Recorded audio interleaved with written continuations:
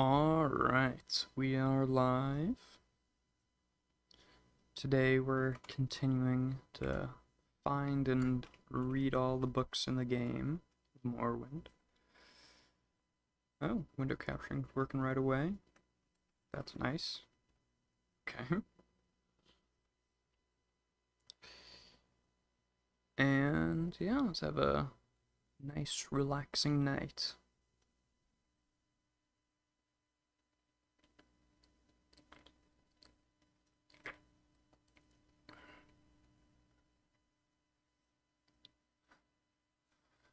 So, is there no audio?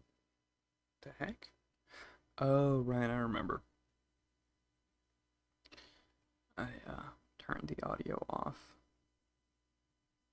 earlier today when I was doing something in the game.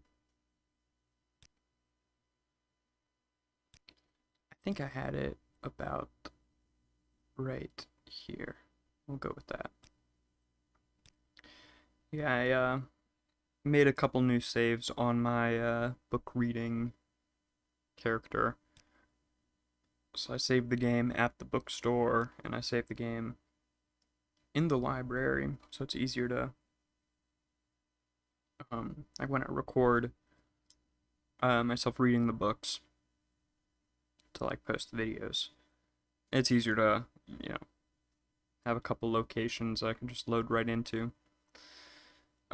Which I meant to record a couple more this week, but just kind of this week flew by. I mean, you know, a lot of stuff was going on, but also I think I was maybe a bit lazy. Hold on. Okay, but let's head on into the save. So here we are. The last time I believe I read two books from my inventory, or that I stole from the Mages Guild here, essentially.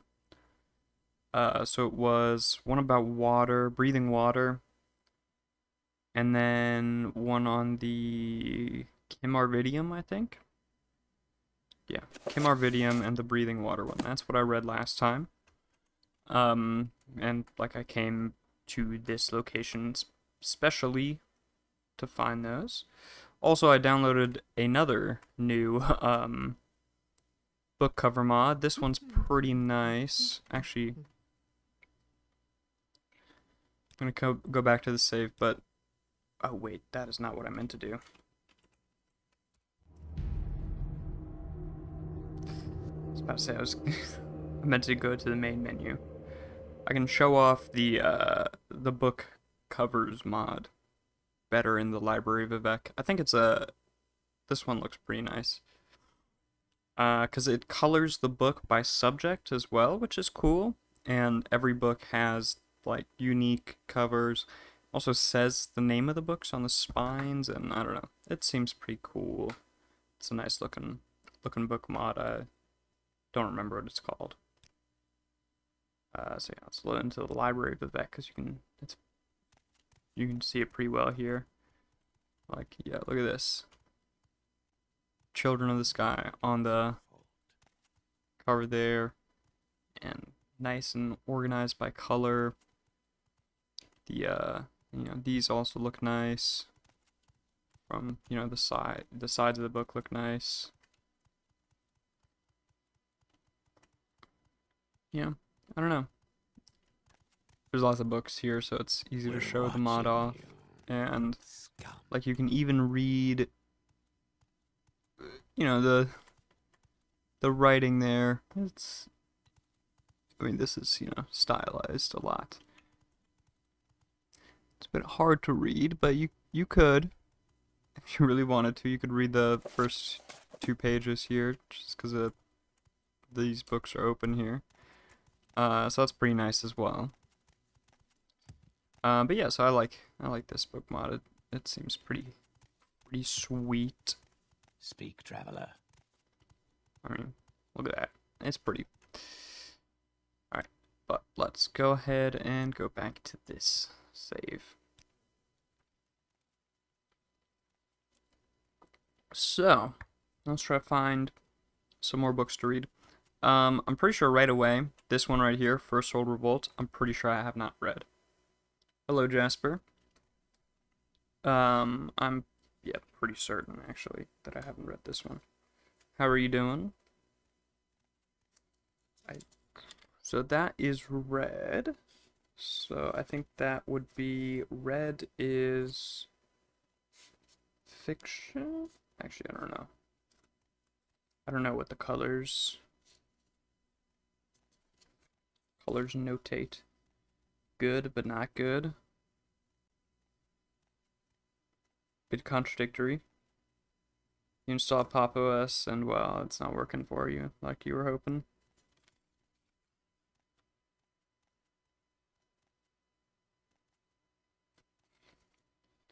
It's called First World Revolt.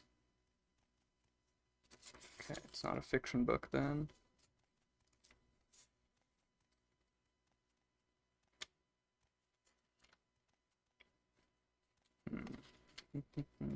History and lore? Oh no, I have read it already. Pros, it came with NVIDIA driver installed and is Debian based. Most distros come with the NVIDIA drivers pre-installed. It's pretty odd that Fedora, honestly, your experience with Fedora makes me not want to recommend it anymore. Because it seems there's some weird choices with what wasn't pre-installed on Fedora. Cons, everything was janky and slow and broken. Really? That I'm surprised about. I've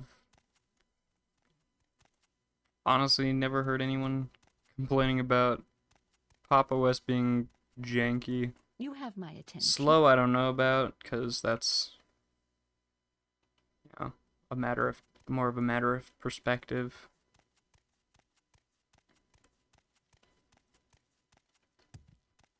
I don't know. Quickly, Outlander. I haven't much time. Let's see if there's any other books here that I can read. I think it's Gnome, and I think Gnome's buggy. Maybe.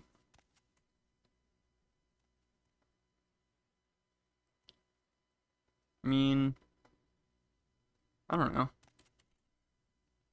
Desktop environments don't. Hail. They're cool, Quickly, and they make Outlander. usually make things a lot easier. But I don't know. I prefer setting things up myself, cause I don't know.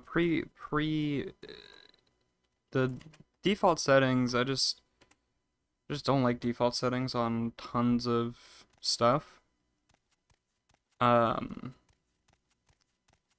like you have to learn the default settings. Question quickly. I must be going. So there was a time where I used so this guy, he made a install script for i3. Go ahead.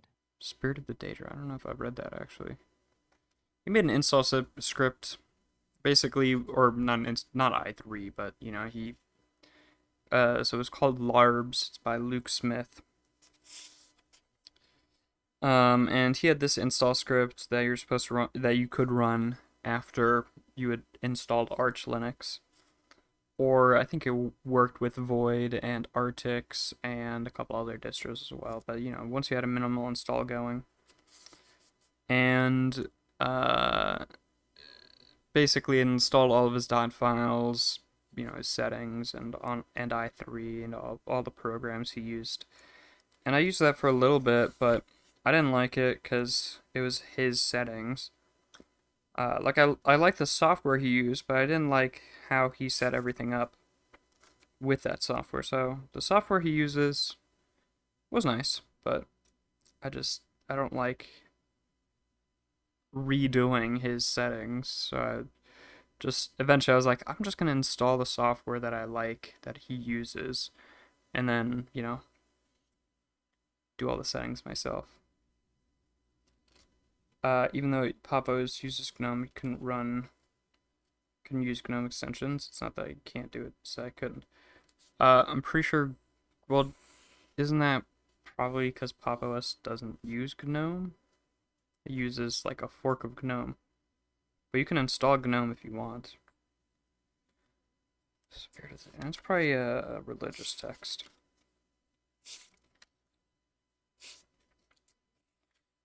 Gonna try Linux Mint Arch, and then I'm gonna rice the fuck out of a bare bones version of Debian, because I think that's the only way I'll be happy. Maybe.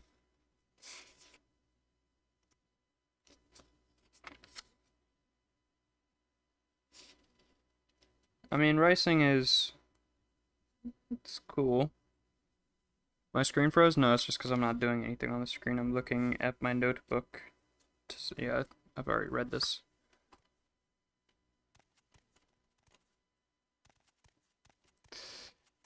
I mean, ricing's cool. I don't really go all that deep into ricing. I don't really care too much how things look. So like my ricing is super bare bones, honestly. You want something? But it's nice to have that control over your system rather than just using like a desktop environment and having everything set up for you. I don't know. I prefer knowing what is going on with my stuff. Since Debian's most popular by far, I found that it is the best support and normally works best. Yeah.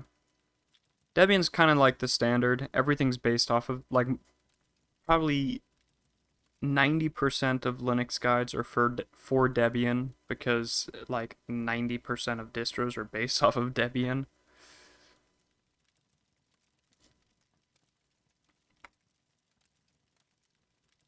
And also, I recently did install Debian, and I'd heard, like, stuff about, oh, the installer is terrible, it's trash, it's all this stuff.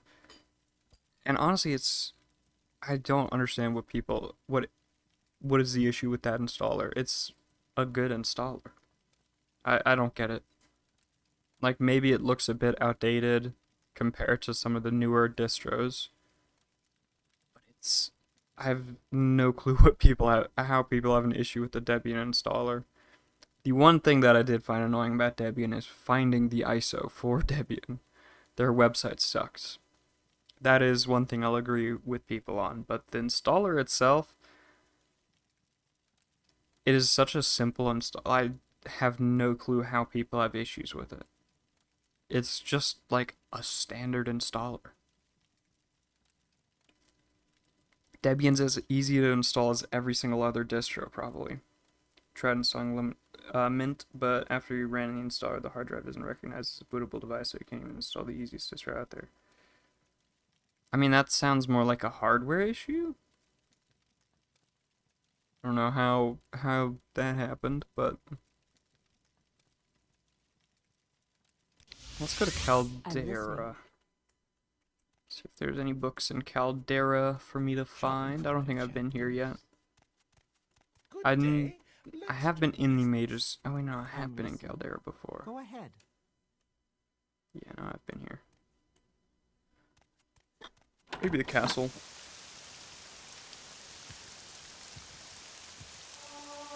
Man, I really don't know how you have so many issues, Jasper. It is kind of incredible.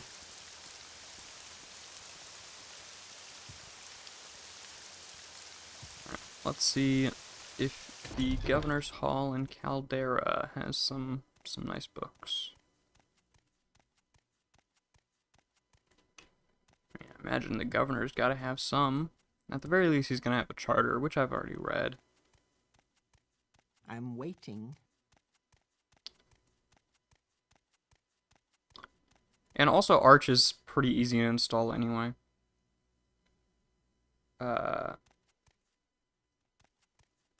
Because they've got an Arch installer now.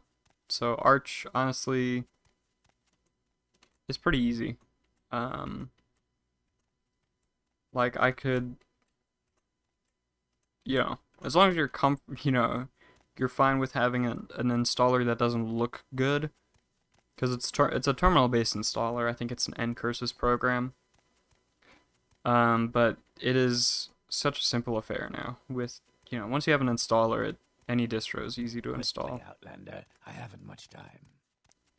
Like the main thing that was hard about installing Arch was like fucking partitioning. I hate partitioning. But even partitioning isn't even that hard. But I prefer to. I don't like doing partitioning manually. That was like the one thing I always had to look up on Arch is partitioning. But yeah, it's got an installer now, so honestly I could recommend that to a newbie and I think they'd be fine. Like maybe there's some questions that are in the installer that are, a bit over the head to some people, but you can just hit enter, use the defaults. Are there no books here? Jesus Christ.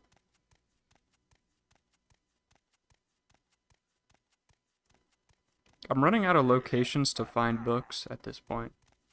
Say your needs.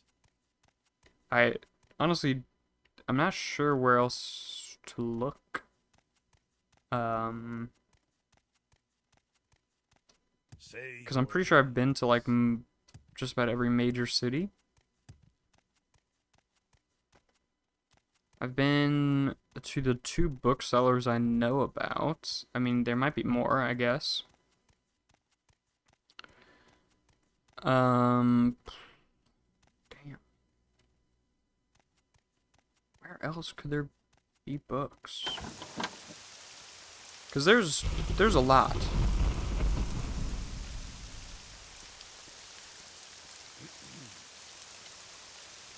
Actually, hold on. I have an idea. I'm gonna go to the library. It's not a hardware issue. The drive I'm using is the same one you've used for all the other distros you've used. Linux messed up on the install. Okay, I don't know. Let's not make this I'm official, waiting. Outlander. I mean, I haven't used Mint, so I guess I can't comment too heavily on that, but there's a very weird issue that I haven't really heard of before.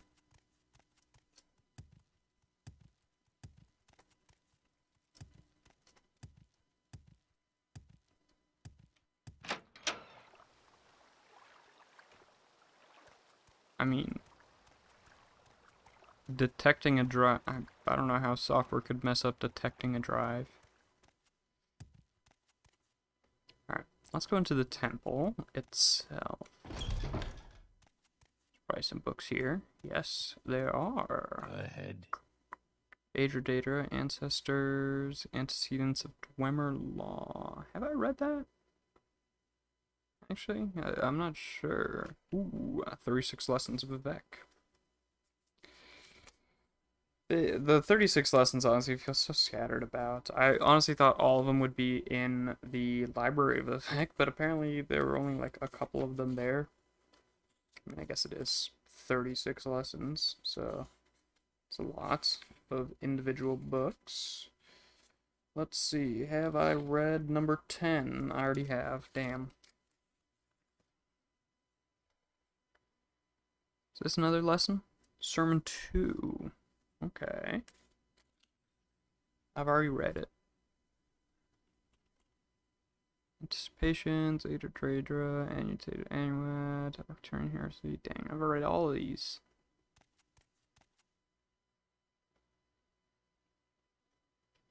Come on, don't got anything new? I really do not know where I'm gonna find these last books. And there's a lot left. It's not like there's only a couple. There's a lot. What do you want? Fellowship of the Temple. Maybe haven't read that. that is... You don't like downloading distro ISOs that are a whole live version of the distro, makes the ISO larger, which takes longer to download from slow servers. Yeah, but they're... Larger is a relative term. Just the Windows installer is bigger than a whole live version. And live versions are so small that... Like, what are they? Like 2 gigs? 2 gigabytes or something like that?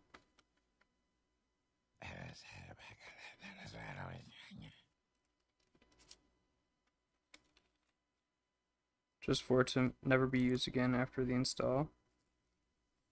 I mean, it makes the install a lot easier. And also means you can just There is try it someone out watching before me. completely I can installing tell. the distro on your computer. You can just put it on USB, try it out for a little while, see how it goes. See if you, see if you still like it. What's the book? Fellowship of the Temple.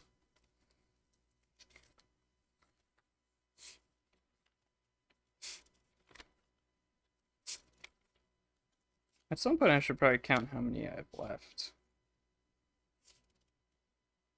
That 2 gig took you 2 hours to download from Linux Mint servers.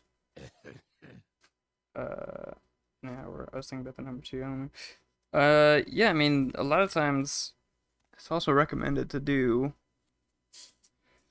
to use torrent. And if you use torrent, it would probably be faster.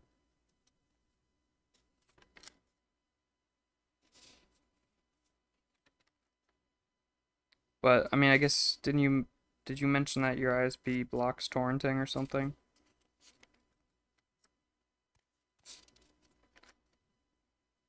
So I mean that does suck.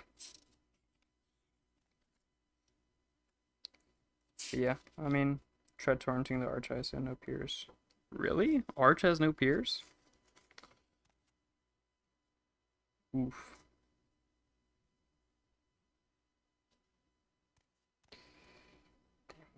Where is this book?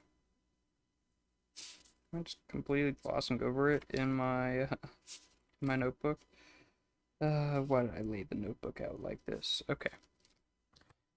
I'm gonna do this. Morrowind books by subject.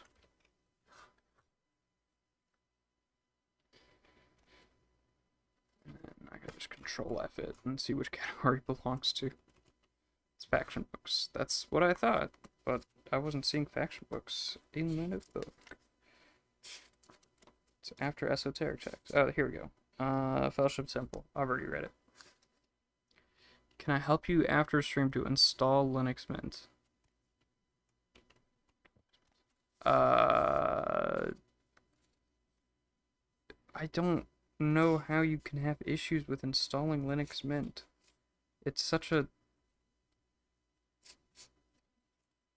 I don't even know how there could be an error, and the fact that I don't even know how there could be an error means I don't know how to solve that error. It's the easiest thing to install. The installer is so bad. Bro, what do you mean?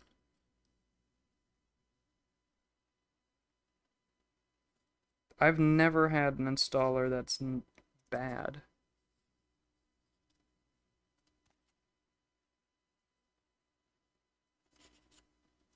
Okay, what was this one called? Homilies of Blessed Almalexia. I should just look at that.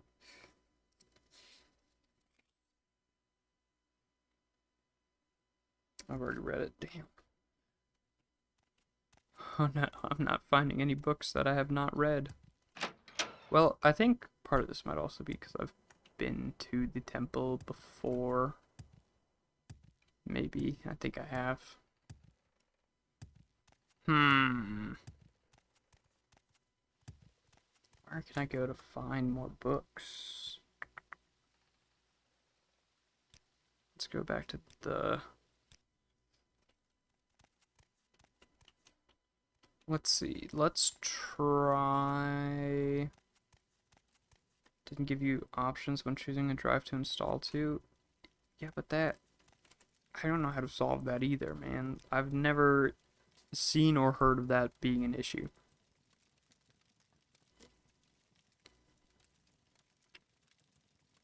Let's try Balmora. Yes, what is it? House of Troubles. I've read. Greetings, friend.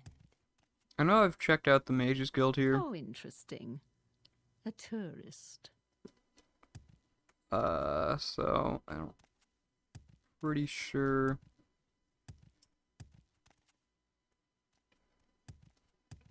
I've read all the books, at least in the Mages Guild, but let's see. Maybe Caius Casades has some stuff. One of your friends asked me how to stop him for now. You'll make a post on Linksmith forums. Have you looked at the Linux Mint forums to see if anyone else has had that issue? I don't know if I can help you, but I'll try.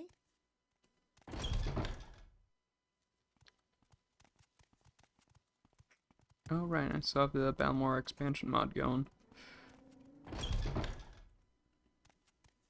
But, Make it quick, Outlander. oh my god. I guess I can look it up as well. Didn't find anything helpful. Man, you. I'm waiting. Sorry, stranger. My time is short. I don't know so how you do this. You just run into so many issues. It is crazy.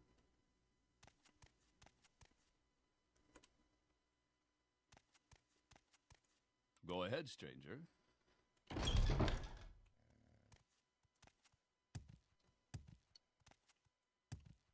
Let's see, does he sell any books? Nope. Really good at being bad, I guess.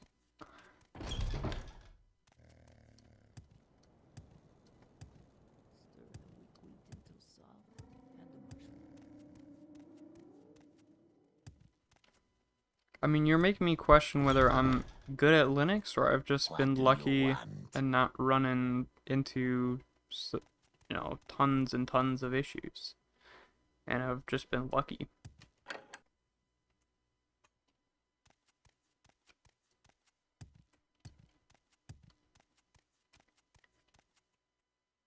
No books here either.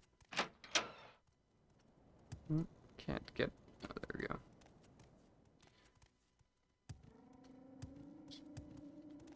Let's try Caius Casades' house.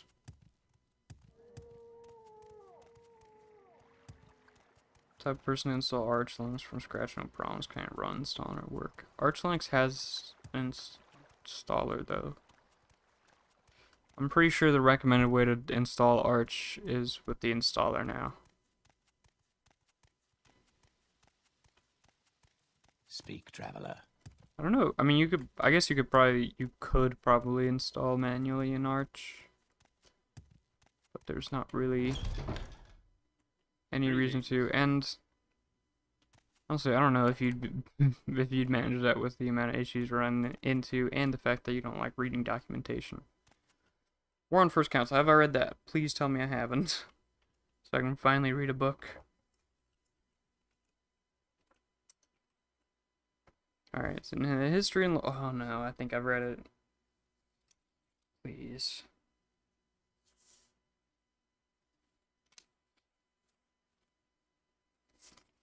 That's not your point. Oh, yeah. I don't know, man.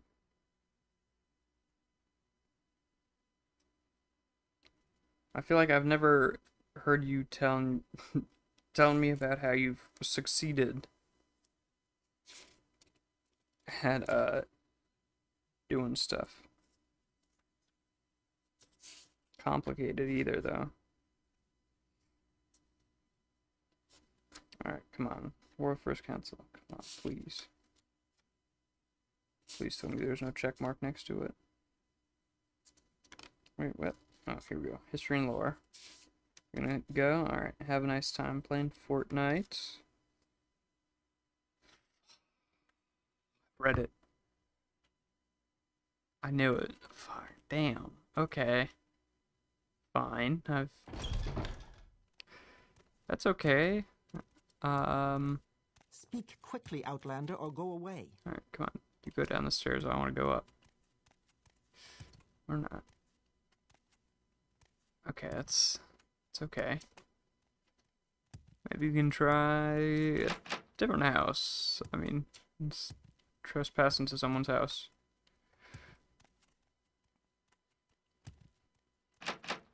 It's locked, of Speak course. quickly, Outlander, Makes or go sense. away. You seem to be No, doing there's a all book right on our for bed. yourself. What The can Mirror. do I don't for think you? I've read that. Finally. Oh my god. I don't recognize myself having read this book. I'm pretty sure I've not read it. It's in fiction. That's it. Sounds promising. Oh, I'm excited, boys.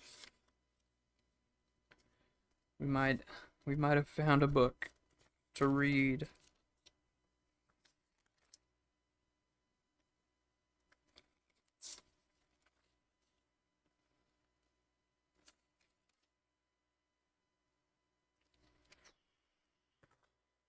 Nope. I've read it.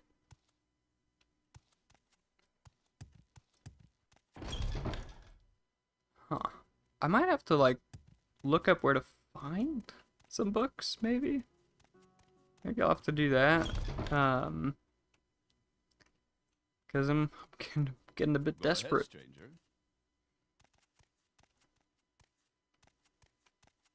I don't know where else to look.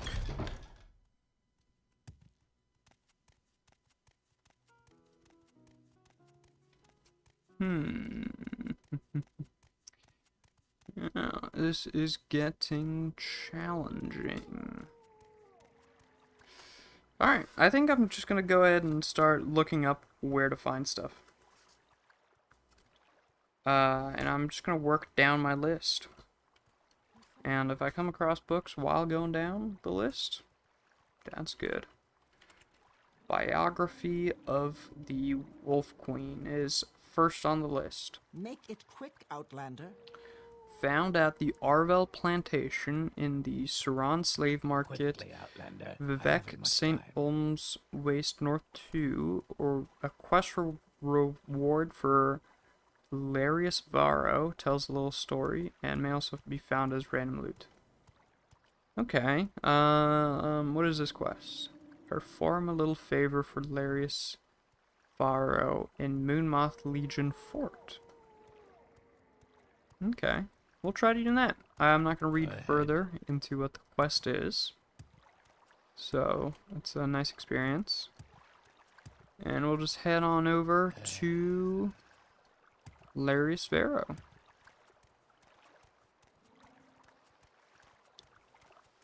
Dang, I just read a little further. Over here, the latest rumor asked someone about their little secrets to discover Larius Varro, which is... Alright, I'm just gonna go to the fort. And also, I'm gonna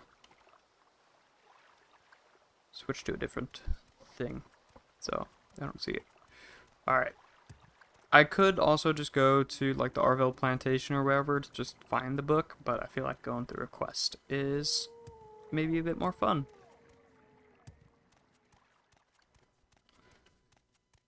Even if it probably does take longer, because it's probably a lot easier to just go to the plantation, take the book, read it, and move on to the next one. But this sounds more fun.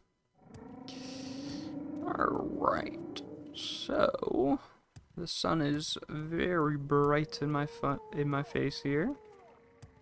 But let's head on to this fort. Hopefully get this nice book.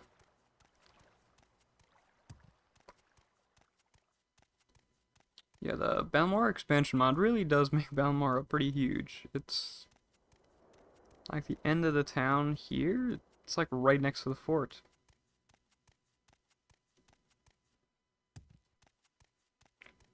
Damn, I've spent 30 minutes just searching for a book to read. That's crazy.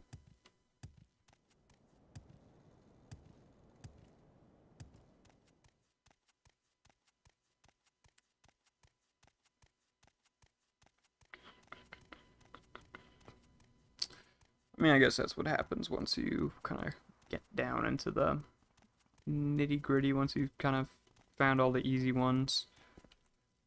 Alright, so it said, Daedra, you know what they are, right? Well, Daedra Shrines. Let's hear it. Speak quickly. Alright, I need to find this Larius guy.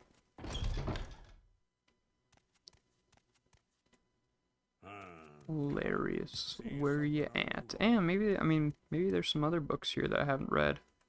Anticipations, Annotated Annuad, I've read those. What say you? Okay. What say you? Ooh, she got a Care couple to tell me books what here. this is about? Ordo Legionis. That sounds sort of familiar. And Frontier Conquest. That also sounds sort of familiar. But let's just go ahead and Ordo Legionis I've read. And then Frontier Conquest. Let's see. I'm pretty sure I've read it.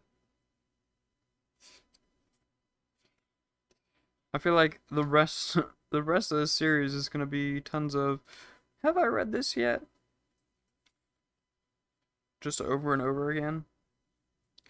And then me looking at this not very well laid out notebook and trying to figure out where the book is.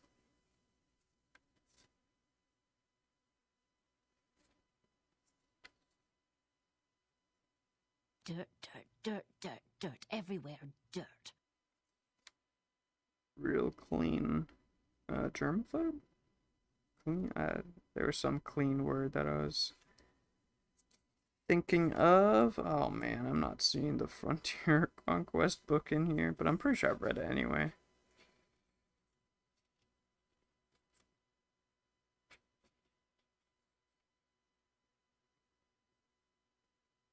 I need to figure out a better way to go through this notebook.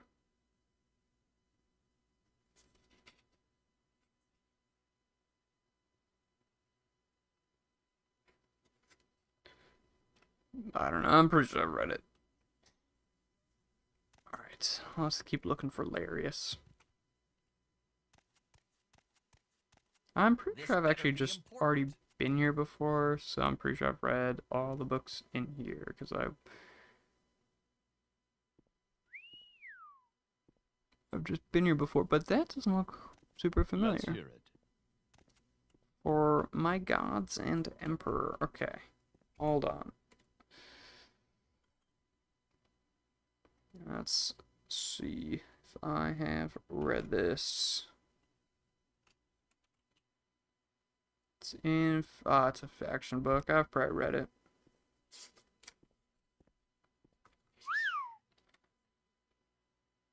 Oh no, I haven't. My goodness, finally. Finally a book to read.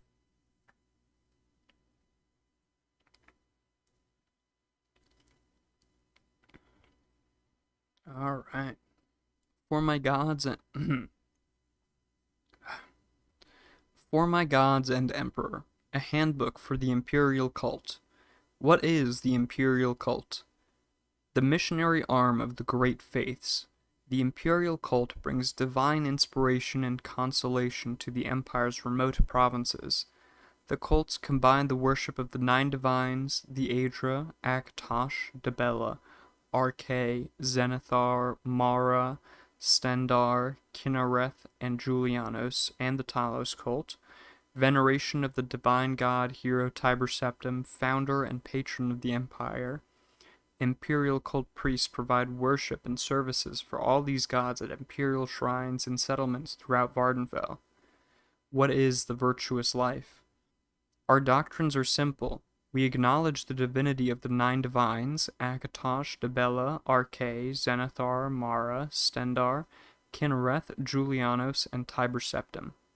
We preach the 9 virtues: humility, inspiration, piety, work, compassion, justice, ambition, learning, and civility. Our emperor is the defender of the faith, and the empire is the worldly working of the divine plan. We pledge aid and comfort to all citizens in need, and serve the emperor and the empire at his will. The imperial cults look to the 9 divines as models for living as good and virtuous life. Each of the 9 represents different aspects of life and how it should be lived, but the simplest statement of our doctrine is, help and protect one another. The stronger one is, the wealthier one is, the more one bears responsibility for helping and protecting others. One's first duty, of course, is to one's fellow members of the imperial cult, but after that, one should help and protect any needy persons. We also say, do not harm one another. It is forbidden to attack another person of the imperial cult, and of course, forbidden to kill another member. It is forbidden to steal from another member, whether by open theft or by covert pickpocketing. It is forbidden to trespass upon a private property of another member, break any of these rules, and be expelled from the cult. How can I join the imperial cult? The imperial cult accepts all citizens of good character and earnest faith. We ask only a one-time pledge of 50 drakes to aid us in our good works. Thereafter, the only cost of membership comes when you use our health, healing, and blessing shrines. Modest fees, which help us spread the blessings of the 9 to those less fortunate than ourselves. Those who wish to join the imperial cult in Vardenfell will find a warm welcome from our cult greeters, Yigfa at Fort Pelagiad, Silora Ceruleolus at Buckmoth Legion Fort, Samatus Vunis at Moonmoth Legion Fort, Rushia Conetian in the Grand Council Chambers in Ebonheart, or Lalatia Varian in the Imperial Chapels at Ebonheart. What are the requirements for advancement in the Imperial cult? Seekers who wish to advance in the service of the 9 must dedicate time and resources to serving the cult, and must strive for personal improvements in their attributes and skills. Only the most distinguished and are worthy of the advancement to the higher ranks in the imperial cults. To serve and glorify the 9 divines, the faithful must cultivate a noble personality and a strong will. Respect the magical arts, especially the colleges of restoration, mysticism, and conjuration. Those who swear to avoid bloodshed, to take the field unarmored, to fight only with blunt weapons are especially praiseworthy. Knowledge of enchantments and the gift of diplomatic speech are other qualities we value in our initiates. Imperial Cult Services. You can find Imperial Cult Services in Buckmoth Legion Fort, Moonmoth Legion Fort, Pelagiad Legion Fort, Gnissis Legion Fort, Wolverine Hall in Sadrith Mora, Vivek Foreign Quarter, and Imperial Chapels in Ebonheart. Seek training at Wolverine Hall, Bookmoth Fort, Moonmoth Fort, Ebonheart Imperial Chapels, Governor's Hall in Caldera, and Ald Velothi Outpost. Many Imperial Cult locations have healing altars you may pray at. Imperial Cult healing altars and receive blessings which cure common and blight diseases, cure poisons, and restore damaged attributes. Non-members pay 25 drakes. Non-members pay... Huh? Oh, it's just written there twice. Newer members pay 10 drakes, while higher-ranking members receive blessings for free. Healing altars are found in Vivek Foreign Quarter, Wolverine Hall, in Sadrith Mora, Buckmoth Legion Fort, Moonmoth Legion Fort, Pelagiat Legion Fort, Gnissis Legion Fort, and the Imperial Chapels in Ebonheart. Opportunities for service. Lay healers gather ingredients for health and healing potions and minister to the sick and hurt in poor and isolated communities. It is difficult and sometimes dangerous work, but the spiritual rewards are great. Lay healers need only the skills of the prudent traveler, being often on the road and in the wilderness gathering herbs and potion components. They should avoid trouble where possible and so need not be masters of the arts of war. Those interested should speak to Sinolian Tunifus at the Imperial Chapels in Ebonheart. Almoners gather alms from members and friends of the faith. We depend on donations to fund most of our good works. Almoners who are successful at bringing in generous donations may rise in the ranks of the Imperial Cult Service. Almoners must travel in town and village and should be skilled in persuasion and mercantile matters. Also, almoners with personal wealth are in a position to better serve the cult. Those interested should speak to Eulus Truptor at the Imperial Chapels in Ebonheart. A shrine sergeant helps keep order at the shrines, carries messages and packages, and sometimes escorts priests and lay servants on dangerous missions. This occasional service is ideal for bold, free-spirited adventurers. Shrine sergeants are called upon to serve the Nine with weapon and armor and spell. New shrine sergeants are given the easiest tasks, but later missions may demand higher levels of combat proficiency. Those interested should speak to Kai at the Imperial Chapels in Ebonheart. Oracle's quests are the most demanding of all the Imperial cult missions. Only members of the higher ranks are invited to assist the Oracle, and the challenges require the skill and courage found only in heroes of legend. How do the Imperial cults view the other factions of Ardenfell? The Imperial cults have a very close relationship with the Imperial legions and a friendly and supportive relationship with the Imperial guilds, especially the Fighters and Mages Guild. We also have a friendly and supportive relationship with House Lalu, which strongly supports the Emperor and the Imperial principles. Though we cannot condone the actions of the Thieves Guild, we praise their faithful dedication to the Emperor and to Imperial culture. The Imperial cults have the greatest respect for the high moral principles of House Redoran and the Morag Tong, and honors their different but noble conceptions of divine inspiration. We disapprove of the primitive heathen beliefs of the Ashlanders and one of the impious and inhumane practices of the Telvanni.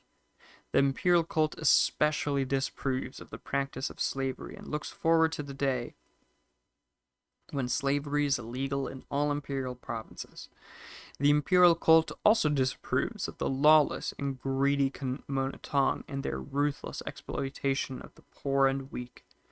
Historically, our relationship with the Tribunal Temple is difficult and unfriendly, though the Imperial cult acknowledges the lords and saints of the Temple Pantheon as worthy inspirations. The Temple falsely insists that theirs is the one true faith, and that the Imperial cults worship false gods.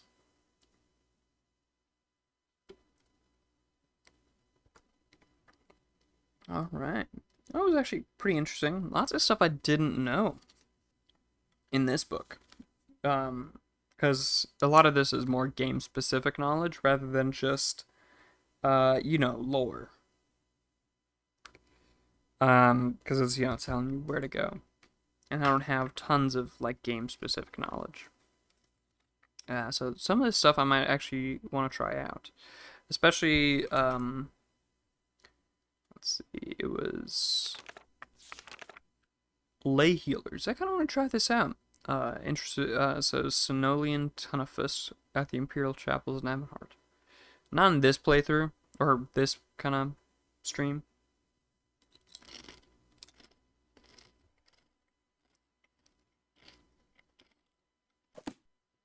This series, I guess.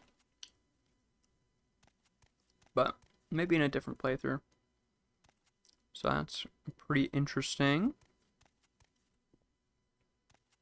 Let's keep looking for Larius then. And try to get the biography of the Wolf Queen.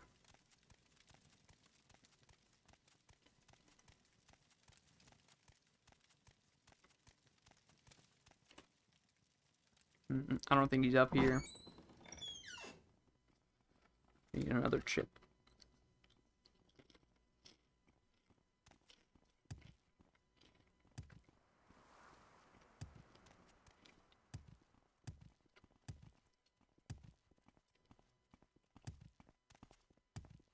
Yes, friend.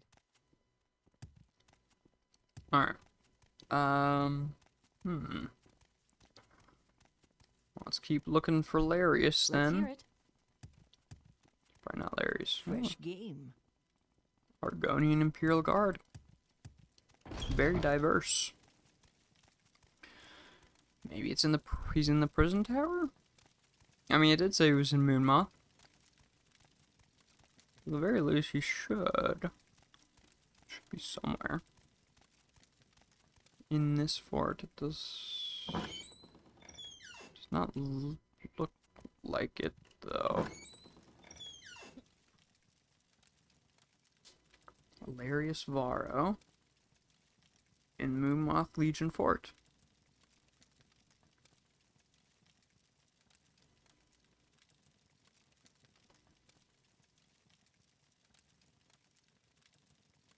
Okay, he's the champion.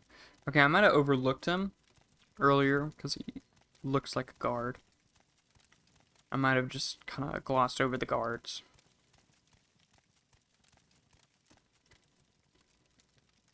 Oh, hold on.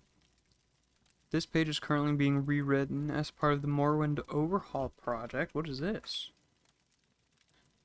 Page is being rewritten and checked in several stages. If you make an addition to this page, please update this template accordingly, but make sure you've observed project guidelines. Okay, what is this? The Morrowind Overhaul project is a project aimed at fully documenting Morrowind, the third game of the Elder Scrolls series, by bringing old articles up to standard and creating pages for overlooked or hard to get information. It's the successor to the Morrowind redesign project. Oh, that's awesome.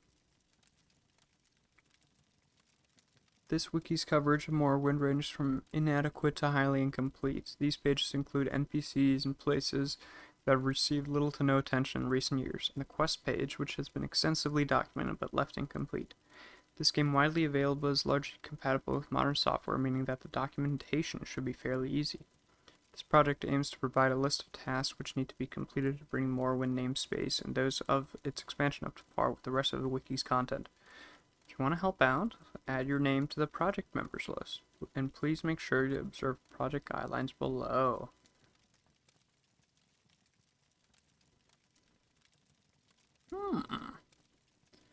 This could be cool. This could be something I want to do.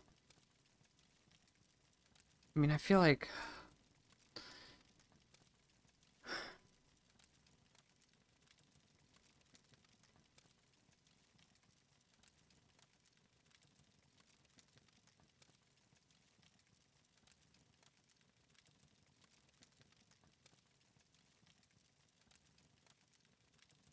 the issue that I have with contributing is I always feel like everyone's already done all the stuff that I'm able to do, you know? Stuff that's not super technical. But maybe this is niche enough that I'd actually be able to contribute. That would be really cool if I was able to help make the Morrowind wiki. I mean, that's pretty sweet.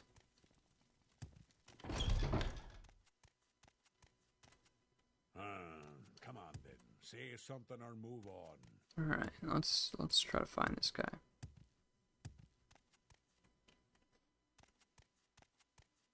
Oh, is he down here? Found him. I'm Larius Varro.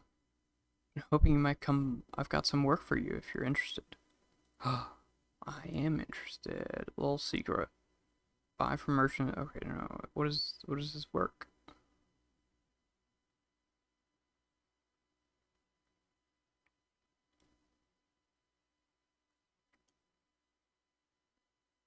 I mean, I guess he wants me to join the Imperial Legion. Probably is the work he wants me to do. Club for Frostmoth. Uh,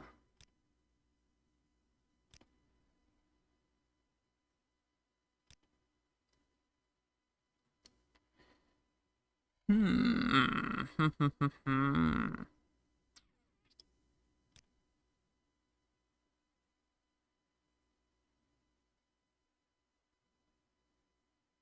Huh. I mean, you said he had some work for me, but he's not telling me what it is.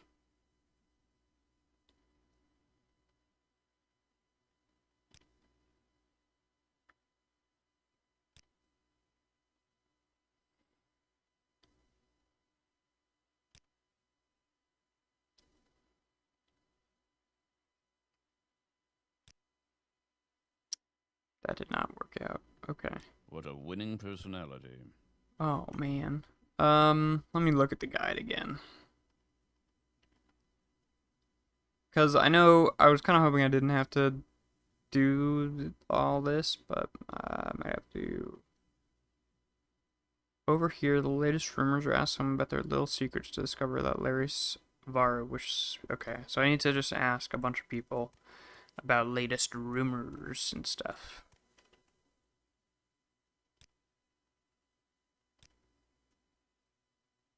Don't stand about.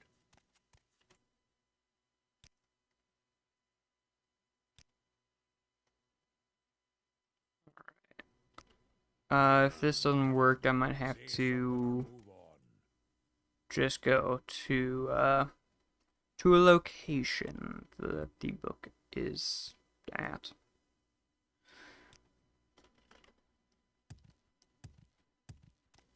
Rather than doing the quest, sadly.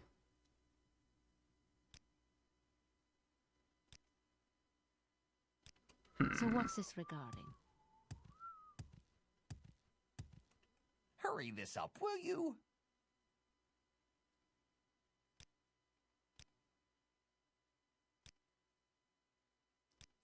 Yeah. Might just have to go to the plantation.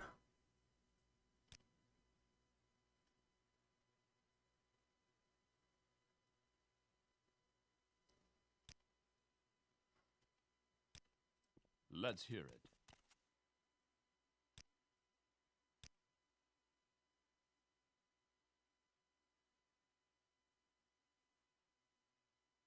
Huh. Okay. I think that is what I'm gonna have to do. So the Arvel plantation. Where?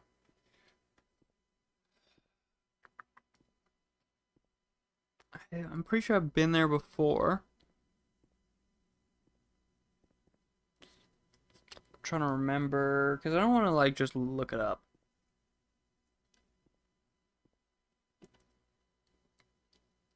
Pretty sure it's somewhere like on this side of the map.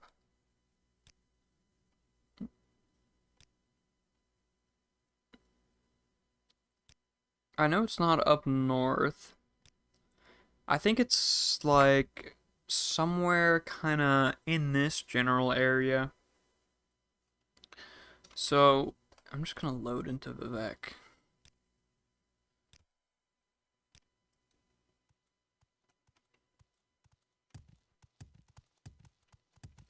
Speak Let's quickly, not Outlander. And let's see. I think it's like Submit to the three, the spirits and I. it's near. Ooh, I know it's near to. It's near some town.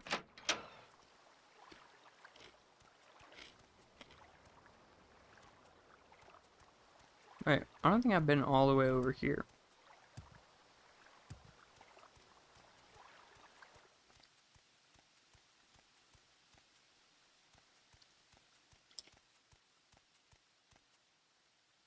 Oof. That's probably why, because I remember that this was trapped and decided, what's the point of going in there?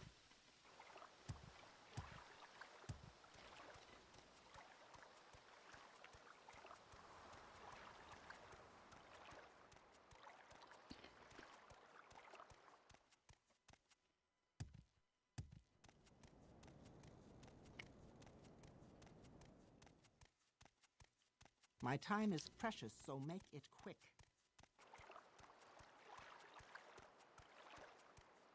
Alright. Well, guess we'll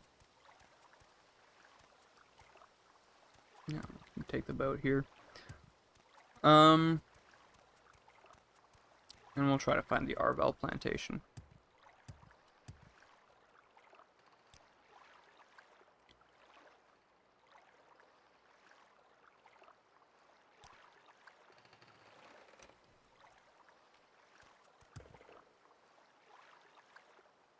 I might just go from here.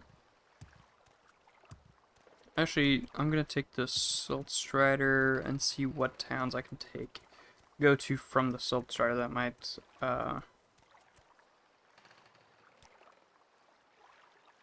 clue me in a little bit more.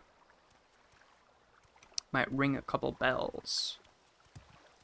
I think it's like is one of the cities here like Saran?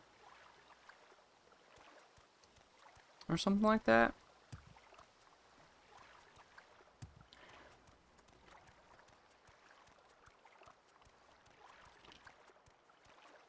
Where am I going?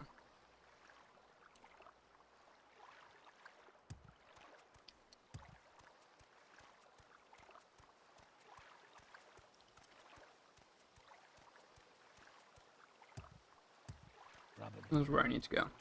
Alright. Hopefully it's Saran. I think it's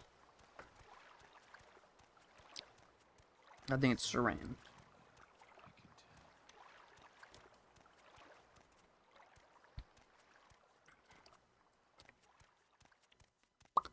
There's a Silt Strider.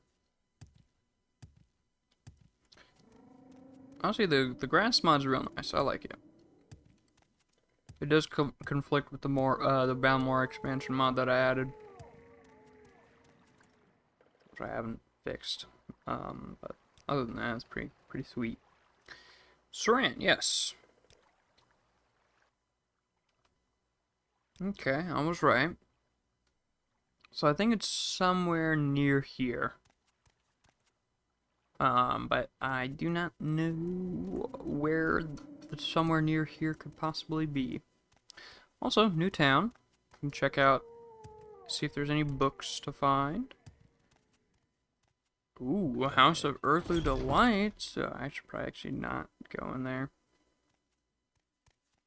Let's talk to this fella. What's up? Well, hey there. It's a fine place this is, huh? It's a fine place. Good place for me to just forget about my troubles. No use thinking about them. Stupid slaves, why they gotta run, huh? Sure, be nothing to do if they didn't, but why they gotta... Ooh. This might be a clue. Slaves. Bah, I hate them all, especially the ones I can't find. Know what I mean? Of course you do. You've been looking for this one Haj A for months now. Can't find them. They're always running and hiding, running and hiding. How's a man supposed to earn his keep? I'll tell you how.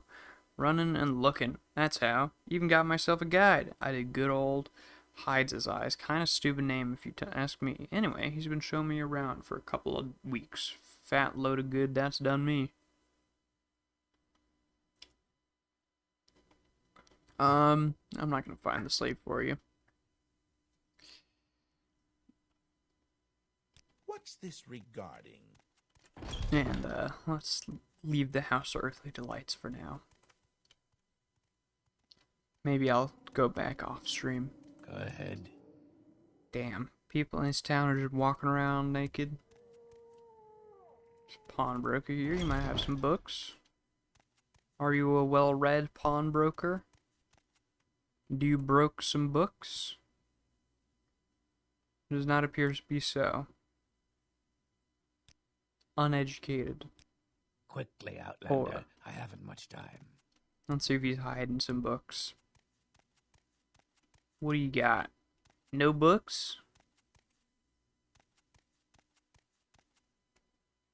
Poor uneducated Dunmer. Can't believe it. Okay. Let's check some other places. We got an outfitter. Probably not. Ooh, does it? Oh, dude, hell yeah. Bro, Speak, traveler. good job. You have a book that I'm almost certain I have not read. Finally. Please, please let this be a book I have not read. Vernacus and Borlord. It is a fiction book. So let us see.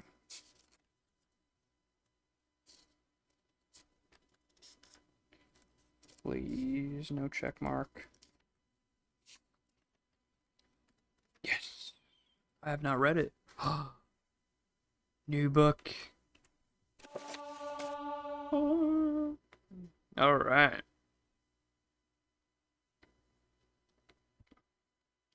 Vernacus and Borlor by Tavi Dromio. Halgard walked into the king's ham that Loretta's evening, his face clouded with sadness.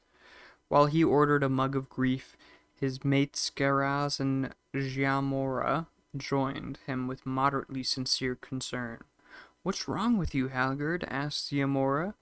"You're later than usual, and there's a certain air of tragedy you've dragged in with you. Have you lost money, or nearest and dearest?" "I haven't lost any money," Halgard grimaced, "but I've just received word from my nephew that my cousin, Aliak, has died." "Perfectly natural," he says, "just old age.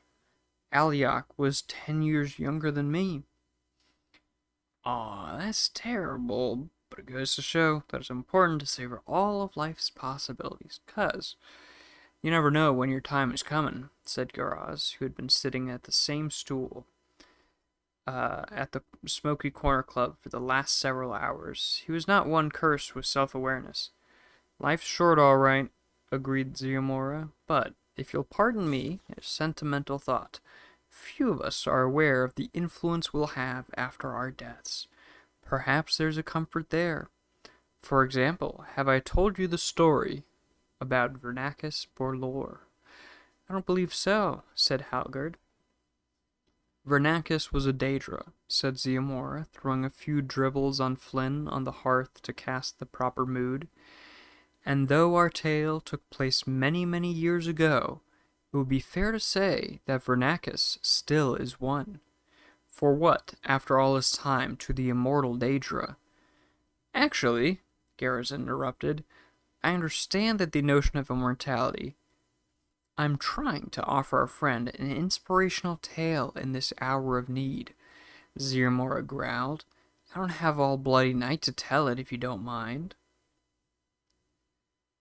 "You wouldn't have heard of Vernacus," said Ziamora, abandoning the theme of immortality for the time being, for even at the height of his power and fame, he was considered feeble by the admittedly high standards of the day. Of course, this lack of respect infuriated him, and his reaction was typical of Lesser Daedra. He went on a murderous rampage. Soon, word spread through all the village in the Colovian West of the unholy terror. Whole families had been butchered, castles destroyed, orchards and fields torched, and cursed so nothing would ever grow again. To make things even worse for the villagers, Vernacus began getting visitations from an old rival of his from Oblivion. She was a Daedra seducer named Horavatha, and she delighted in taunting him to see how angry she could make him. "You flooded a village, and that's supposed to be impressive?" she would sneer. "Try collapsing a continent, and maybe you'll get a little attention." Vernacus could become pretty angry. He didn't come very close to collapsing the continent of Tamriel, but it wasn't for lack of trying. A hero was needed to face the mad Daedra, and fortunately one was available. His name was Borlor, and it was said he had been blessed by the goddess Kinnereth. That was the only explanation for his inhuman accuracy with his bow and arrow, for he never missed a target. As a child, he had driven his marksmanship tutors wild with frustration. They would tell him how to plant his feet, how to knock a bolt, the proper grip for the core, the best method of release. He ignored all the rules, and somehow, every time, the arrow would catch a breath of wind and sail directly to his target. It did not matter if the quarry was moving or still at the very close range or miles away. Whatever he wanted to strike with his arrow would be struck. Borlore answered the call when one of the villager mayors begged him for help. Unfortunately, he was not as great as a horseman. He was not as great a horseman as he was an archer. As he rode through the forest toward the mayor's town, a place called Evan Sakan, Vernacus was already murdering everyone there. Horavatha watched and stifled back a yawn. Murdering a small town mayor isn't going to put you in a famous company, you know. What you need is a great champion to defeat. Someone like Ysgramor, or Perennial Whitestrake, or, she stared at the figure emerging from the forest, that fellow. Who's he? Growled Vernacus between bites of the mayor's quivering body. The greatest archer in Tamriel. He's never missed. Borlore had his bow strung and was pointing it at the Daedra. For a moment, Vernacus felt like laughing. That fellow was not even aiming straight, but he had a well-honed sense of self-preservation. There was something about the man's look of confidence that convinced the Daedra that Horavatha wasn't lying. As the bolt left the bow, Vernacus vanished in a sheet of flame.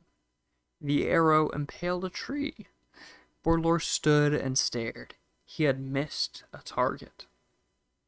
In oblivion, Vernacus raged, fleeing before a mortal man like that. Not even the basest scamp would have been so craven. He had exposed himself for the weak, cowardly creature he was.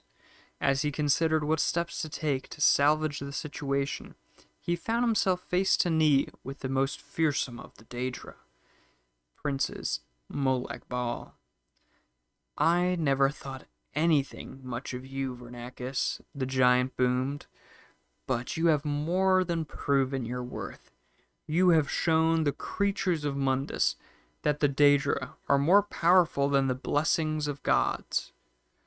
The other denizens of Oblivion quickly agreed, as they always did with the view of Molag Bal. The Daedra are, after all, always very sensitive about their various defeats at the hands of mortal champions. Vernacus was proclaimed the elusive beast, the unpursuable one, he who cannot be touched, the bane of Kinnereth. Shrines devoted to him began to be built in remote corners of Morrowind and Skyrim. Borlore, meanwhile, now found flawed, was never again called to rescue a village. He was so heartbroken over his failure to strike his target that he became a hermit and never restrung his bow again. Some months later he died, unmourned and unremembered. "Is this really the tale you thought would cheer me?" asked Halgard incredulously. "I've heard the King of Worms told more inspirational stories." "Wait," smiled Zamora, "I'm not finished yet." For a year's time, Vernacus was content to watch his legend grow and his fledgling worship spread from his home in Oblivion. He was, in addition to being cowardly and inclined toward murderous rage, also a very lazy creature. His worshippers told tales of their masters, of avoiding the bolts of 1,000 archers, of moving through the oceans without getting wet, and other features of avoidance that he would rather not have to demonstrate in person. The real story of his ignominious retreat from Borlore was thankfully forgotten. The bad news, when it came, was delivered him with some relish by Horavatha. He had delighted in her jealousy at his growing reputation, so it was with a cruel smile she told him, "Your shrines are being assaulted." "Who dares?" he roared. "Everyone who passes them in the wilderness feels the need to throw a stone." Horavatha purred. "You can hardly blame them. After all, they represent he who cannot be touched. How could anyone be expected to resist such a target?" Vernacus peered through the veil into the world of Mundus and saw that it was true. One of his shrines in the Colovian West Country was surrounded by a large platoon of mercenary soldiers who delighted in pelting it with rocks. His worshippers huddled inside, praying for a miracle. In an instant, he appeared before the mercenaries, and his rage was terrifying to behold. They fled into the woods before he even had a chance to murder one of them. His worshippers threw open the wooden door to the shrine and dropped to their knees in joy and fear. His anger melted. Then a stone struck him. Then another. He turned to face his assailants, but the air was suddenly filled with rocks. Vernacus could not see them, but he heard mercenaries in the woods laugh. It's not even trying to move out of the way. It's impossible not to hit him, guffawed another. With a roar of humiliation, the Daedra bounded into the shrine, chased by the onslaught. One of the stones knocked the door closed behind him, striking him in the back. His face broke, anger and embarrassment disappearing, replaced by pain. He turned, shaking, to his worshippers, who huddled in the shadows of the shrine, their faith shattered. "Where did you get the wood to build this shrine?" Vernacus groaned. Mostly from an copse of trees near the village of Evan Sakan. His high priest shrugged. Vernacus nodded. He dropped forward, revealing the deep wound in his back, a rusted arrowhead buried in a hole of the wood of the door had jolted loose in the assault and impaled him. The Daedra vanished in a whirlwind of dust. The shrines were abandoned shortly thereafter, though Vernacus did have a brief resurgence as a patron spirit of limitation and the impotence before fading from memory altogether. The legend of Berlot himself never became very well known either, but there are still some who tell the tale, like myself, and we have the advantage of knowing what the great archer himself didn't know on his deathbed. His final arrow found its target after all. Hello, Joe the Enderman. How are you doing? This was a pretty fun book as well, so I like that one. Made it back. Keys from Game Billet were legit, by the way. Awesome. Great to hear. There's lots of books in Tez that you haven't read. Dude, there's like 300 of them. There's so many. And this is, I mean, you know, this is the ones that are in Morrowind. Some of the books in Morrowind aren't also in Skyrim and vice versa, but, you know, I gotta start somewhere. That was a very nice story. I liked it. Wouldn't be the first or last time Daedra and Aedra interfered with mortal affairs. Yeah. Poor Berlor, this smells of Kind's interference. Copse is a small group of trees, far too small to be a forest. I did not know that. That is interesting. You learn something new every day, I guess. But yeah, definitely smells of Kind's interference. Yeah. That's pretty cool. I liked it. Very nice story. Very cool. Now. Ooh, another book? Dang. Read both of them. But yeah, there's so many dang books in Morrowind and all the Elder Scrolls games. It's pretty insane. I'm waiting. And I've gotten kind of to the point where I've found most of the like very easy books to find. And now most of the books I come across I've already read. You really like A Dance in Fire Volume 2. I'll have to read the others, but I haven't found enough yet. Yeah, I mean the whole Dance in Fire series is pretty nice. Let's see. Other than that, Dance in Fire is pretty good. The what are they called? Hold on. Let me look at this list real quick.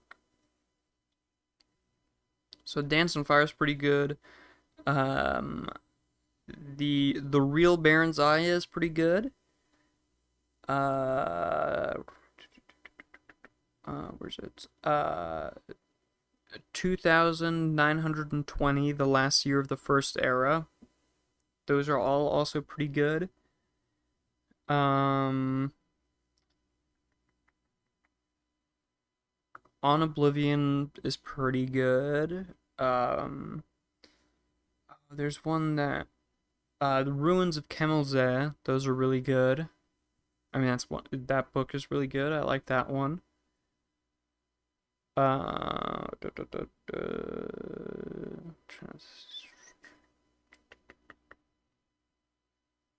Those are the ones I can think of, kind of looking at a glance at the list of books in the game, but I know there's some other ones that are also pretty nice. If you're playing Morrowind,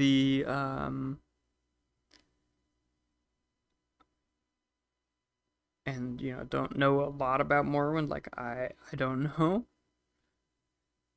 For My Gods and Emperor is interesting because it just shows you a couple things that you can do in the game as well in regards to the Imperial cult. Kvada, Kvara, Kvakis is interesting. Oh yeah, that's great.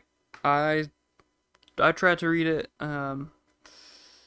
My skill of reading Dwemer sadly could not was not good enough. I think the book you're talking about is Engasta Kvata Kvakis.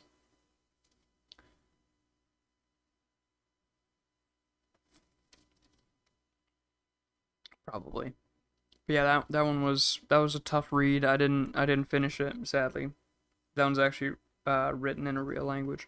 Well, isn't it written in what was it? Esperanto? Something like that? Or it's like written in a slightly modified version of Esperanto.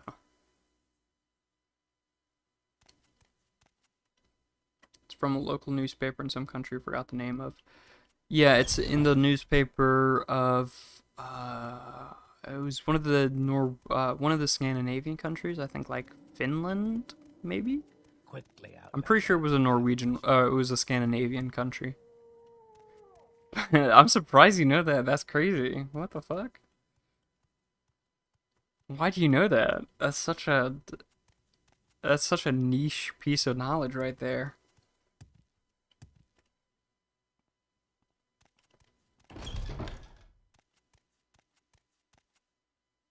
Speak quickly, Outlander, or go away. You got the name right, you got it wrong. Yeah, no, I mean I was looking at the list of all the books in the game, so it's easy for me to see. Watch a ton of Elder Scrolls videos. Yeah, I mean me too, but that's pretty crazy that you remembered that. The only reason I know that is because I looked it up recently when I came across the book in game on this series where I was reading all the books, and I was kind of like, I wonder if there's like a translation into Dwemer. But yeah, I watched tons of Elder Scrolls videos as well. I'm pretty sure I had heard of that before actually coming across it in game.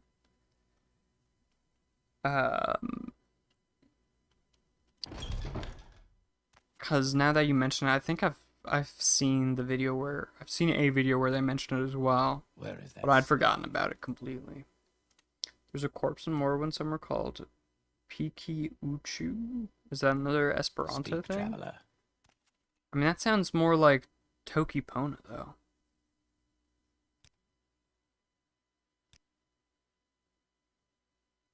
Actually, hold on. Ooh, he's got the Wolf Queen Volume 7, which I have not read. I have to buy it from him. And all these 2 caves are named actor Ulases or people and Pokemon. That's a Pikachu record. Oh, Pikachu. Oh.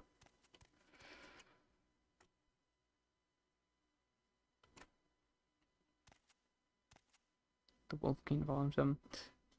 Should I read this out of order, or should I just steal the book and wait till I collect all the Wolf Queen books? Oh wait, no, I've already read Volume 7. Or Book 7.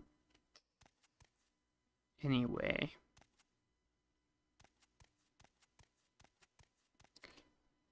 Let's see. Spirit of Nirn, God of Mortals. Read whatever. It's your series. Well, I don't know. Because, like, with the Real Baron Zaya, I ended up reading it all in order, and I like that more, but I also want to just read stuff.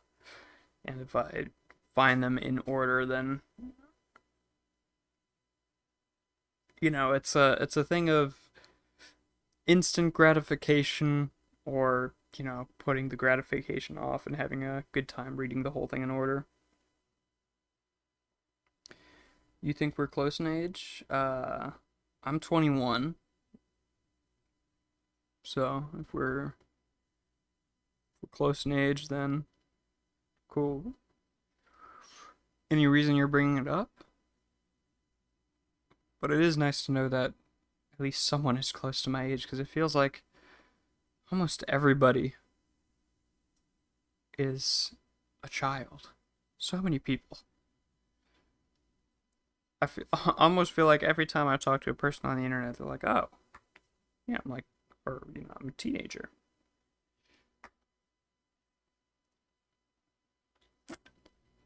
And then I feel awkward. I don't remember why you brought it up. Oh, it's all good. Wait, what was I looking up? Spirit of Nirn. Let's see if I read this. Alright, so the Religion and Prophecy one. Which is something interesting, yeah. It is interesting. I think metadata might also be near our ages. Maybe a bit older, actually. I don't know. Metadata and Giahan, I think.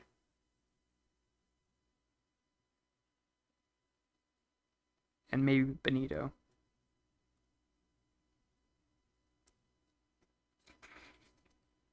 But, I usually imagine every single person as being, like, the same age as myself, especially online, and then I'm just surprised if anyone is, like, older or younger. Schlatt is almost exactly 7 years older than you.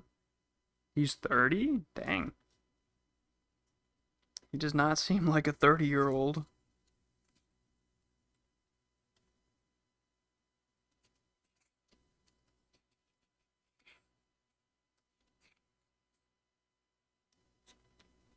I mean, he looked really young pretty recently.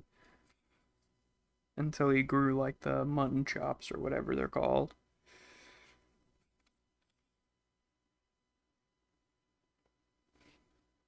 Okay, wait. The Spirit of... I have not read it. Nice. Whew. Oh, wait, no, that says 1 year old, or not 7. I don't know why I read that as 7.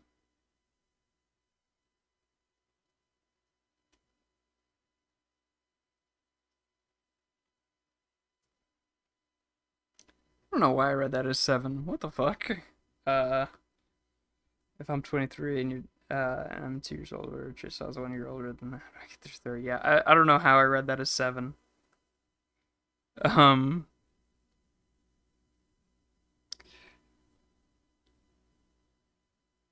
my typing sort of no. I think you had you wrote one. Um, you wrote the right number. I like glanced over, read it as 7. Alright. Spirit of Nirn, God of Mortals is next. Oh, this is super short.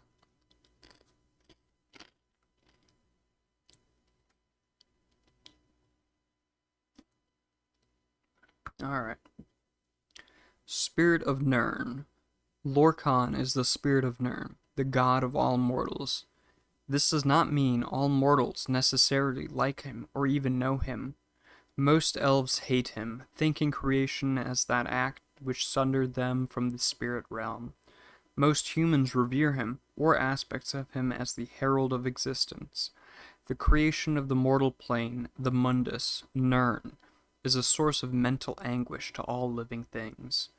All souls know deep down they came originally from somewhere else, and that Nirn is a cruel and crucial step to what comes next.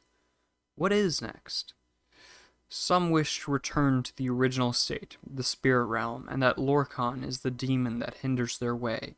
To them, Nirn is a prison, an illusion to escape. Others think that Lorcan created the world as the testing ground for transcendence. To them, the spirit realm was already a prison. The true escape is now possible. Should you grab the Sith Lord's restored content for KOTOR 2, or have I not really okayed both ways to know? I have not even played KOTOR 2. It's my first time playing the first KOTOR game. So I have no clue. I just, like, back in, like, 2019, I think. No, that's maybe, like, 20, just a little bit before COVID. Damn, that's like 5 years ago now. What the fuck? Yeah, but back in, like, 2019, I'd watched this, like, I watched this, like, 1 or 2 hour video about KOTOR and the story in KOTOR, and I was like, damn, this is so cool. The story, the lore is so fucking cool. I love it. I want to play KOTOR. And since I watched that video, it was like this 2-hour video. I don't know why I watched it. I haven't played KOTOR yet. But yeah, I watched it. Thought it was super cool. I was like, damn, I gotta play KOTOR. And I waited like, what, 5 years before actually deciding to play it? But yeah, I've been wanting to play that game for so fucking long. 5 years of just thinking, damn, this is a really cool game. I should play it. I don't know why I didn't.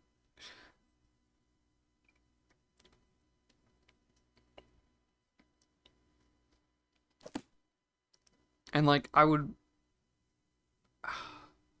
know why I didn't. It's baffling to me. I'm glad I did, though. I'm glad I finally decided to go for it. Yeah, you heard enough about the KOTOR to think old games were awesome, plus the character customization is unmatched by modern Star Wars for some reason. I mean, original KOTOR, not really. Character customization on original KOTOR isn't all that much. Maybe KOTOR 2 has more, but I haven't really looked into KOTOR 2.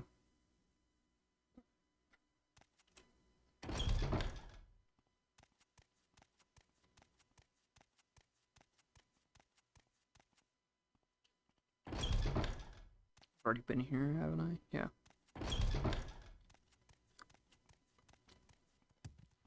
But, I mean, if you mean, like, the character choices that you have, yeah, it seems like you have a lot of choice as to what to do. Like, what you want to do.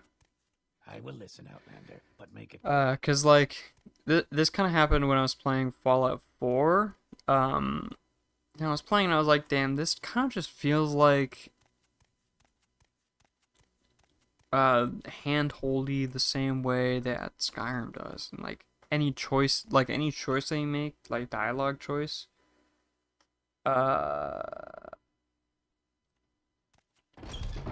you just couldn't do. Or you could do, but it doesn't really affect anything. That's odd. You could swear you could make different lightsabers with different colors and then pick anywhere on the spectrum of light to darken to play as. Oh, I think you can do that. I thought you meant like, character creation. You could, I'm pretty sure, at least in KOTOR 1, you can only choose human, and there's only, like, a preset amount of faces that you can do for each model. Like, you can play male or female, and then you could play warrior, scout, or one other one. I don't remember what it's called. But then, yeah, you probably have a lot more customization with like the lightsabers and your weapons and stuff like that. Yeah, modern RPGs funnel you into 1 or 2 choices you want to make. Yeah, like Skyrim is. I love Skyrim, but like dialogue does not matter at all in Skyrim. You could, there's not really much choice in Skyrim. You just follow along with, you just do what you're told. Like, it's to the point where you can't even choose to not kill Alduin without mods. And, like, it's to the point where one of the most popular mods for Skyrim is just a mod to add the choice to the end of the game that you don't have to kill Alduin.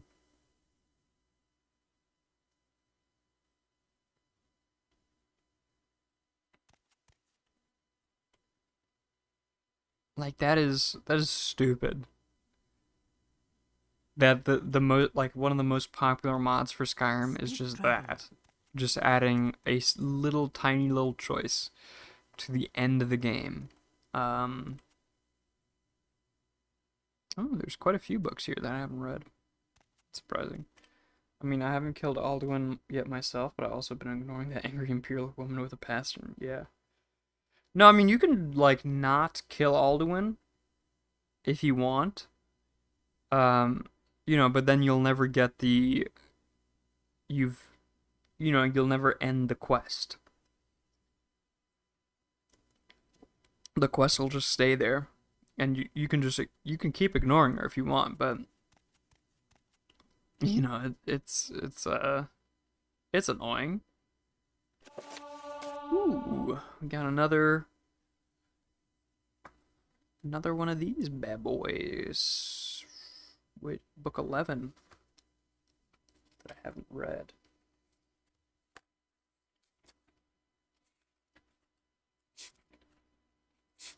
These ones are kind of long though. They're good. They're fun to read, but they are long.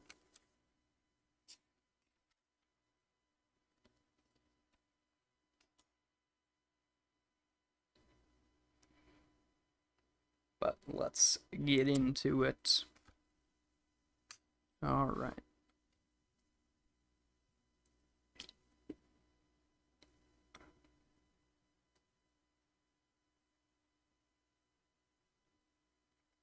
Was this written by a Dark Brother Legion? You saw name Mither, which seems sus.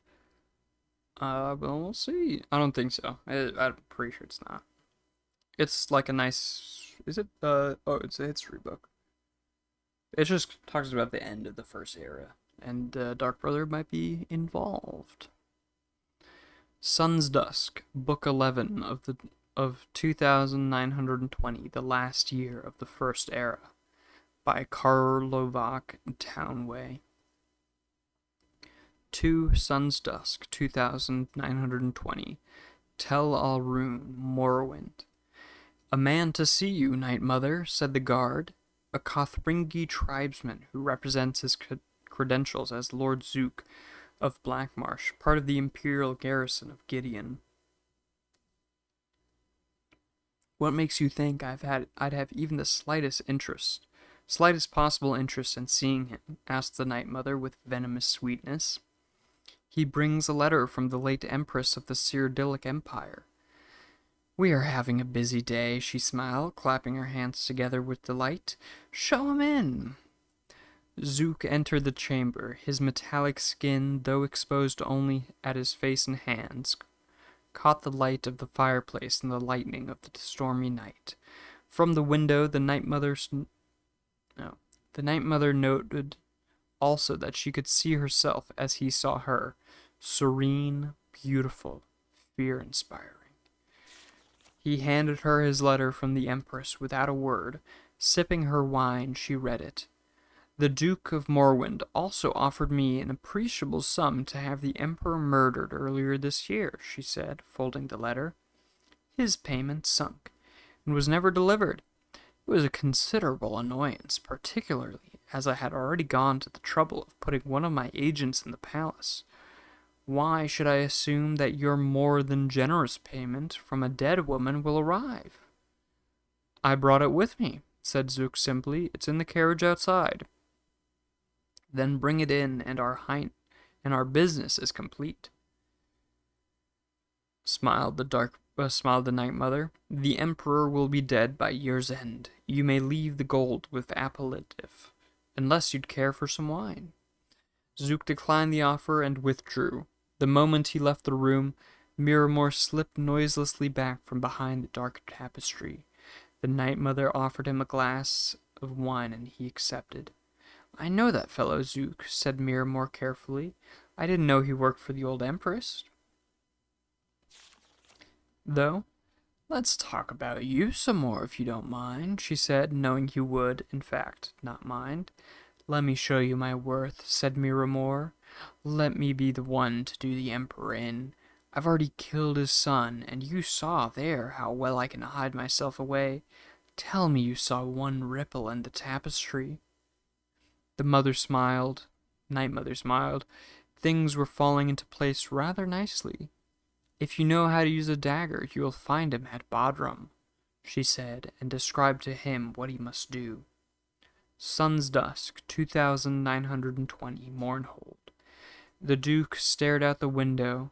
It was early morning, and for the fourth straight day, a red mist hung over the city, flashing lightning. A freakish wind blew through the streets, ripping his flags from the castle battlements, forcing all his people to close their shutters tightly. Something terrible was coming to his land. He was not a greatly learned man, but he knew the signs. So too did his subjects. When will my messengers reach the three? He growled, turning to his castellan. Vivec is far to the north negotiating the treaty with the Emperor, the man said, his face and voice trembling with fear. Almalexia and Sothasil are in Necrom. Perhaps they can be reached in a day's time. The Duke nodded. He knew...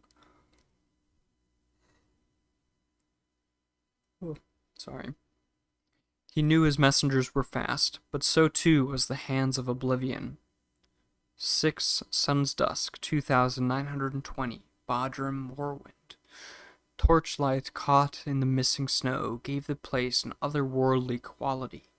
The soldiers from both camps found themselves huddled together around the largest of the bonfires, winter bringing enemies of the fourscore of the warring close together. While only a few of the dumber guard could speak Cyrodiilic, they found common ground, battling for warmth. When a pretty Redguard maiden passed into their midst to warm herself before moving back to the treaty tent, many a man from both armies raised their eyes in approval. The Emperor Riemann III was eager to leave negotiations before they had ever begun. A month earlier, he had thought it would be a sign of good will to meet at the site of his defeat to Vivec's army. But the place brought back more bad memories than he thought it would. Despite the protestations of Potente Vicidusce that the rocks of the river were naturally red, he could swear he saw splatters of his soldiers' blood. We have all the particulars of the treaty, he said, taking a glass of hot Yule from his mistress Corda. But here and now is not the place for signing. We should do it at the Imperial Palace, with all the pomp and splendor this historic occasion demands. You must bring Almalexia with you too, and that wizard fellow. Sothasil, whispered the Potente. When? Asked Vivec with infinite patience. In exactly a month's time, said the Emperor, smiling magnificently and clambering awkwardly to his feet. We will hold a grand ball to commemorate. Now, I must take a walk. My legs are all cramped up with the weather. Corda, my dear, will you walk me? Of course, your Imperial Majesty, she said, helping him toward the tent's entrance. Would you like me to come with you as well, your Imperial Majesty? Asked Vicidusce. Or I? Asked King Drozel of Senchal, a newly appointed advisor to the court. That won't be necessary. I won't be gone a minute, said Riemann. Miramore crouched in the same rushes he had hidden nearly 8 months before. Now the ground was hard and snow-covered, and the rushes slick with ice. Every slight movement he made issued forth a crunch. If it were not for the raucous songs of the combined Morrowind and Imperial army gathered about the bonfire, he would not have dared to creep as close to the Emperor and his concubine. They were standing at the curve in the frozen creek below the bluff, surrounded by ice, trees sparkling with ice.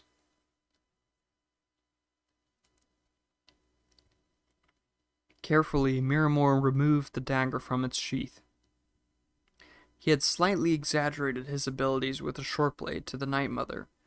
True, he had used one to cut the throat of Prince Elec, but the lad was not in any position to fight back at the time. Still, how difficult could it be to stab an old man with one eye? What sort of blade skill would such an easy assassination require? His ideal moment presented itself before his eyes. The woman saw something deeper in the woods, an icicle of unusual shapes, she said, and darted off to get it. The Emperor remained behind, laughing. He turned to the face of the bluff to see his soldiers singing their song's refrain. His back to his assassin, Miramor knew the moment had come. Mindful of the sound of his footfall on the icy ground, he stepped forward and struck. Very nearly. Almost simultaneously, he was aware of a strong arm holding his back, his striking arm, and another one punching a dagger into his throat. He could not scream. The Emperor, still looking up at the soldiers, never saw Miramor pulled back into the brush, and a hand, much more skilled than his, slicing into his back, paralyzing him. His blood pooling out and already crystallizing on the frozen ground, Miramor watched, dying, as the Emperor and his courtesan returned to join the camp up on the bluff. 12 Sun's Dusk, 2920, Mournhold Morrowind. A gout of ever-erupting flame was all that remained of the central courtyard of Castle Mournhold, blasting skyward into the boiling clouds. A thick, tarry smoke rolled through the streets, igniting everything that was wood or paper on fire. Winged bat-like creatures harried the citizens from their hiding place out into the open, where they were met by a real army. The only thing that kept all of Mournhold from burning to the ground was the wet, sputtering blood of its people. Mehrunes Dagon smiled as he surveyed the castle crumbling. "To think I nearly didn't come," he said aloud, his voice booming over the chaos. "Imagine missing all this fun." His attention was arrested by a needle-thin shaft of light piercing through his black and red shadowed sky. He followed it to its source. 2 figures, a man and a woman, standing on the hill above town. The man in white robe he recognized immediately as Sothasil, the sorcerer who had talked all the princes of Oblivion into that meaningless truce. "If you've come for the Duke of Mournhold, he isn't here," laughed Mehrunes Dagon. "But you might find pieces of him the next time it rains." "Daedra, we cannot kill you," said Almalexia, her face hard and resolute. "But that you will soon regret." With that, 2 living gods and a prince of Oblivion engaged in a battle at the ruins of Mournhold. 17 Sun's Dusk, 2920. Tel Alrune, Morrowind. "Night Mother," said the guard, "correspondence from your agent in the Imperial Palace." Night Mother read the note carefully. The test had been a success. Miramor had been successfully detected and slain. The Emperor was in very unsafe hands. The Night Mother responded immediately. 18 Sun's Dusk, 2920, Balmora, Morrowind. Sothasil, face solemn and unreadable, greeted Vivek at the Grand Plaza in front of his palace. Vivek had ridden day and night after hearing about the battle in his tent at Budrum, crossing mile after mile, cutting through the dangerous ground at Dagoth at blinding speed to the south during all the course of the voyage. He could see the whirling red clouds and knew that the battle was continuing. Day after day, in Gnissis, he met a messenger from Sothasil, asking him to meet at Balmora. "Where's Almalexia?" Inside, said Sothistil wearily, there was a long, ugly gash running across his jaw. She's gravely injured, but Mehrunes Dagon will not return from oblivion for many a moon. Almalexia lay on a bed of silk, tended to by Vivek's own healers. Her face, even her lips, was gray as stone, and blood stained through the gauze of her bandages. Vivek took her cold hand. Almalexia's mouth moved wordlessly. She was dreaming. She was battling Mehrunes Dagon again amid a firestorm. All around her, the blackened husk of a castle crumbled, splashing sparks into the night sky. The Daedra's claws dug into her belly, spreading poison through her veins, while Almalexia throttled him. As she sank to the ground beside her defeated foe, she saw that the castle consumed by fire was not Castle Mournhold, it was the Imperial Palace. 24 Sun's Dusk, 2920, the Imperial City, Cyrodiil. A winter gale blew over the city, splashing the windows and glass domes of the Imperial Palace. Quivering light rays illuminated the figures within the surreal patterns. The Emperor barked orders to his staff in preparations for the banquet and ball. This was what he enjoyed best, more than battle. King Drozel was supervising the entertainment, having strong opinions on the matter. The Emperor himself was arranging the details of the dinner. Roast nebfish, vegetable marrow, cream soups, buttered hellrack, cod's crumb, tongue and aspic. Potente Sidu Shea had made a few suggestions of his own, but the tastes of the Akaviri were very peculiar. The Lady Corda accompanied the Emperor to his chambers as night fell. The year is concluded in evening star. Okay, lots of stuff going on in this chapter.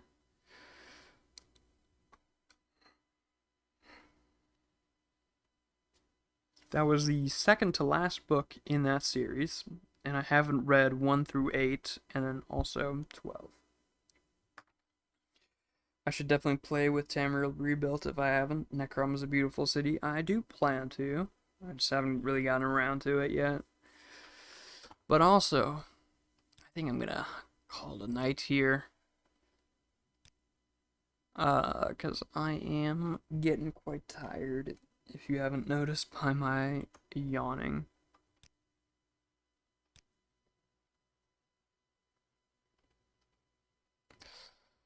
But I had a good time. I struggled in the beginning to find more books, but that's probably partially because I was just kind of looking in the same place that I had been and not going to new cities.